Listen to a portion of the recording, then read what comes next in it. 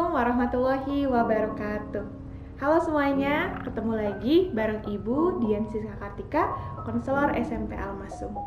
Jadi, kali ini tim konselor SMP Al-Masum itu membuat suatu program, namanya itu konselor berbagi. Namanya program apa sih itu?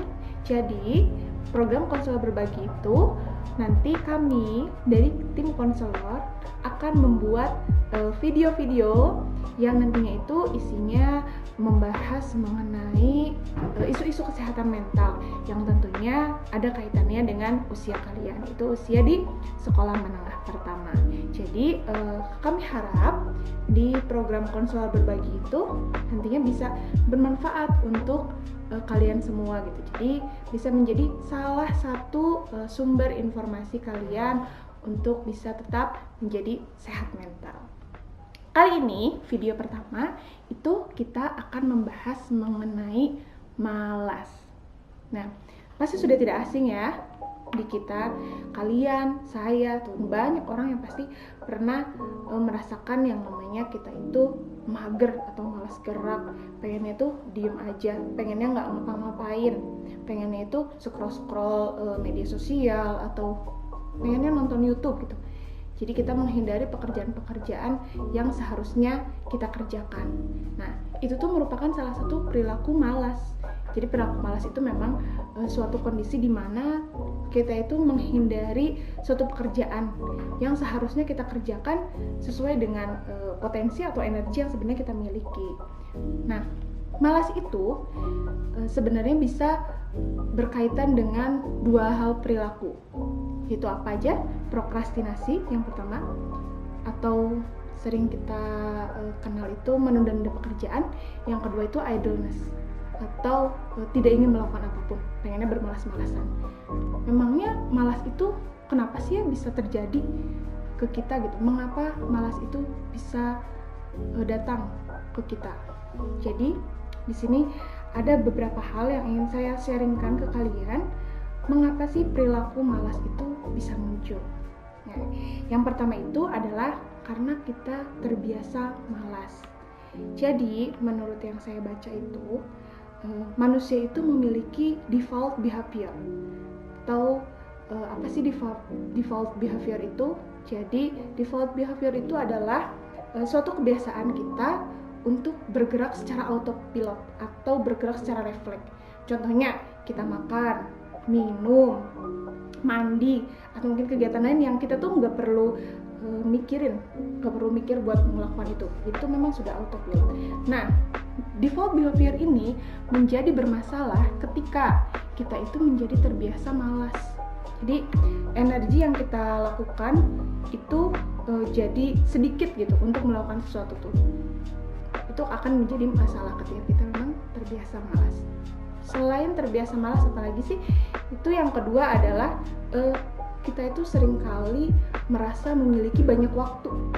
Jadi karena misalkan banyak tugas atau waktunya sholat, tapi kita suka dinanti-nanti, ditunda-tunda. Itu karena kita merasa kalau masih adalah nanti waktunya masih panjang, misalnya seperti itu.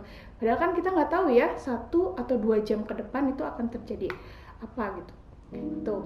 Dan yang terakhir itu adalah sebenarnya malas atau ketika kita menunda-nunda pekerjaan atau tidak ingin melakukan apapun, itu bisa jadi masalahnya itu bukan karena memang kita bermalas-malasan, tapi karena ada kondisi di mana kita itu dipenuhi dengan emosi negatif atau kita itu sedang memiliki masalah seperti itu. Contohnya, misalkan kalian menunda-nunda pekerjaan, menunda-nunda mengerjakan PR, itu karena kalian itu takut susah PR-nya itu, atau kalian tuh takut salah mengerjakan PR-nya. Nantinya misalkan gurunya memberikan nilai jelek ketika kalian mengerjakan tugasnya. Nah, itu bisa jadi seperti itu. Nah, dengan kondisi atau hal-hal yang mungkin memunculkan sifat malas itu, gimana sih solusinya Bu gitu ya? Yang pertama itu adalah ubah kebiasaan. Jadi kita diawali dengan menganalisis dulu nih, apa apa sih memang kebiasaan yang ingin kita ubah, atau mana sih kebiasaan yang ingin kita tingkatkan. Tuh. Nah, dengan cara kalau kalian sudah menemukan nih ya, kebiasaan apa yang ingin kalian ubah. Contohnya misalkan karena kalian itu terbiasa malas-malasan itu atau menghindari pekerjaan atau untuk mengerjakan tugas itu karena sering main game yang pertama. Nah, kalian itu buatlah suatu kondisi di mana ketika kalian mau main game itu harus melewati rintangan yang sulit dulu gitu. Jadi misalkan main game itu kan ada di HP contohnya gamenya. Nah, aplikasinya itu kalian itu bisa simpan di folder-folder yang nantinya itu akan kalian sulit itu. Jadi ketika mau main game itu kalian harus buka folder apa dulu, folder ini dulu, folder itu dulu gitu. Jadinya ribet aja dan kalian itu akan malas untuk membukanya karena saking udah kalian udah ubah kebiasaan itu jadi ribet. Tuh. Yang lainnya, contohnya misalkan ketika kalian mau mengerjakan tugas itu karena HP atau notifikasi dari HP itu mengganggu, tentu itu matikan notifikasinya. Dan juga bisa kalian ketika kalian mau mengerjakan tugas itu HP-nya simpan dulu di tempat jauh. Misalkan biasanya kalian simpan HP itu di meja belajar, simpan jauh, misalkan simpannya di dapur atau di ruang tamu gitu. Atau misalkan di mana yang memang kalian itu ketika lagi mengerjakan tugas kalau ingat HP tuh malas gitu ngambilnya karena jauh HP-nya gitu. Jadi buatlah hal yang mengganggu itu sulit atau malas untuk kalian lakukan gitu ketika kalian mengerjakan tugas. Nah, dan ini pun berlaku sebaliknya untuk kalian melatih kebiasaan yang baik. Yang seperti apa? Contohnya misalkan kalian selama ini ketika mengerjakan PR atau ketika kalian mau belajar itu kalian merasa banyak gangguan. Contohnya misalkan alat tulis kalian.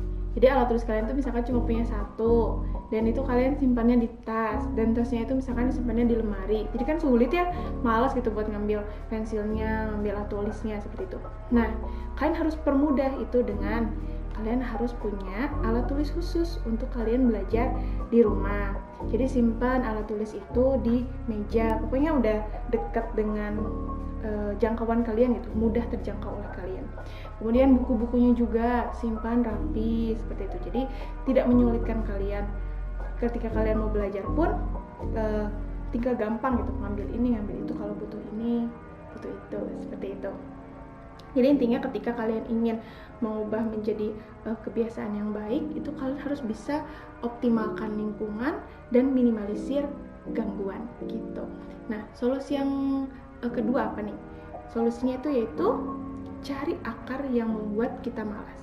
Tadi kan saya udah bilang kalau yang membuat kita malas itu bisa jadi bukan karena kita yang malas-malasan atau kita yang pengennya itu nggak ngelakuin apapun, tapi karena sebenarnya ada kondisi psikis kita yang lagi sakit atau kita yang lagi ada masalah. Nah, itu kalian harus cari dulu kenapa sih kalian tuh nggak mau melakukan itu, kenapa kalian itu menunda-nunda pekerjaan, kenapa kalian itu inginnya rebahan.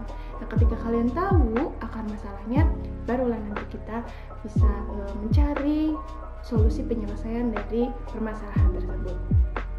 Yang selanjutnya apa lagi? Yang selanjutnya itu yaitu ubah mindset kita menjadi bukan harus mengerjakan, tetapi mau mengerjakan. Jadi ketika kita menuntut diri kita, ini harus aku kerjakan, tugas ini harus aku kerjakan, itu kan seolah-olah ada dorongan yang paksaan gitu ya. Jadi kita tuh terpaksa untuk mengerjakan tugas karena ya udah emang aku harus mengerjakan gitu. Tapi kita tuh harus ubah mindset ketika kalian mau belajar, ketika kalian mau mengerjakan tugas itu memang mau kalian melakukannya dengan senang hati, kalian melakukannya dengan bahagia, kalian melakukannya dengan senang. Kenapa? Karena ketika kita mengawali sesuatu itu dengan bahagia, ketika kita melakukan sesuatu itu dengan perasaan kita senang, nanti hasilnya juga akan baik. Nah, begitupun sebaliknya, ketika kalian melakukan sesuatu itu diawali dengan perasaan yang buruk gitu, diawali dengan keterpaksaan, diawali dengan istilahnya ngambek lah gitu ya. Nah, itu nanti hasilnya juga akan buruk seperti itu. Yang terakhir, kalian-kalian nih yang biasanya perfeksionis, yang ingin semua hasilnya, tugas-tugasnya, belajarnya itu harus sempurna. Nah, itu lupakan kesempurnaan, karena kesempurnaan itu tidak ada. Jadi kalian-kalian nih yang ketika mau mengerjakan tugas atau belajar itu karena diawali dengan ketakutan, takut nanti hasilnya jelek, takut nanti soalnya susah, takut nanti belajarnya nggak masuk-masuk, maksudnya nggak paham-paham gitu ya, nggak paham sama apa yang pelajari. Jangan jadikan itu kalau kalian mengerjakan tugas atau belajar itu harus sempurna sesuai dengan keinginan kalian. Enggak. Ketika kita ingin mencapai suatu tujuan itu kan pasti banyak banget kan rintangannya gitu. Nah, itu harus dinikmati. Ketika kalian pun misalkan belajar dan ternyata susah, itu kalian tidak boleh pantang menyerah, harus belajar. Kalau misalkan nanti menghadapi kegagalan atau ternyata nilainya buruk gitu ya, nanti kan bisa perbaiki. Nah, ketika kalian salah kan kalian akan tahu salahnya di mana, terus nanti diperbaiki seperti itu. Jadinya nanti kalian tumbuh menjadi anak yang lebih baik lah gitu ya dari sebelumnya. Nah, itulah beberapa alternatif solusi yang saya berikan untuk kalian bisa gunakan mengatasi rasa malas kalian. Tapi ingat, solusi yang tadi itu tidak membuat kalian mengurangi tantangan. Jadi ketika kalian mencoba melakukan solusi-solusi tadi ya, ketika mengubah kebiasaan, kemudian mengubah mindset, itu pasti akan kalian tetap menghadapi rintangan-rintangan atau tantangan-tantangan yang menyulitkan kalian mengubah kebiasaan kalian. Malas atau menunda-nunda pekerjaan itu bukan sesuatu hal di luar kendali kita. Itu bisa kita kendalikan. Jadi, kalian hanya tinggal memilih mau menunda-nunda pekerjaan atau mau mengerjakan. Ya, seperti itu video konselor berbagi pertama yang kami sharingkan untuk kalian. Semoga nanti bisa bermanfaat untuk kalian dan kalian bisa mencoba dari sekarang untuk mengubah rasa malas kalian menjadi lebih produktif. Terima kasih ya yang sudah nonton video ini, dan tidak lupa Ibu selalu mengingatkan kalau kalian ingin konsultasi atau ingin ngobrol-ngobrol mengenai kaitannya dengan isu kesehatan mental atau apapun itu, kalian bisa langsung menghubungi kami, konselor SMP Al Masum. Terima kasih semuanya. Assalamualaikum warahmatullahi wabarakatuh.